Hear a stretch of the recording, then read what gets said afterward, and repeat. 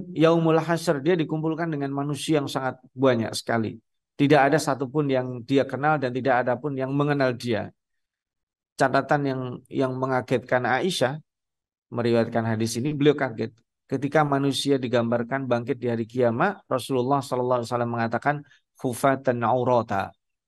Nah, itu berarti Aisyah membayangkan langsung hufatan aurata, tidak pakai alas kaki, tidak memakai baju sedikit pun.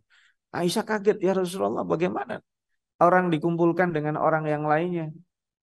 Ya, mungkin waktu itu Aisyah belum tahu. Kalau zaman sekarang kan mohon maaf sudah ada klub nudis ya.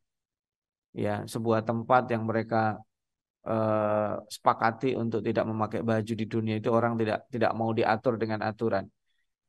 Kalau di dunia beda, mereka itu pilihan. Kita kan bisa memilih pakai baju yang sopan, pakai baju tidak sopan itu di dunia. Tapi nanti dibangkitkan di hari kiamat tidak seperti itu. Berarti ini kita terbayangkan, oh, tapi kemudian Rasul langsung memotong, ya Aisyah, hari itu urusan orang itu lebih besar daripada dia ngelihat atau mikirin orang lain. Jadi saking dahsyatnya hari itu, dia bahkan tidak melihat orang lain dan itu juga terjadi di dunia. Bapak pernah saking sibuknya pergi kemana gitu ya, fokus gitu. Ini ada temannya di depan nyapa nggak? Nggak kita nggak nyapa. Pernah nggak? Pernah ngelihat orang gitu nggak? Itu baru mikir-mikiran yang sini nggak terlalu gede-gede banget.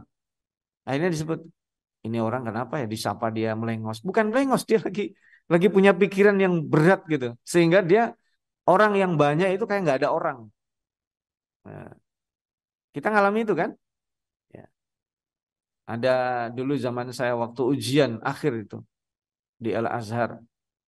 Karena di ujian yang pertama itu sudah mau lulus tapi nggak jadi lulus. Judulnya hampir lulus itu tetap aja nggak lulus.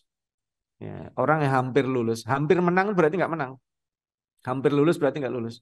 Nah pada putaran kedua di bulan Agustus, karena itu tadi bulan Mei, saya ujian.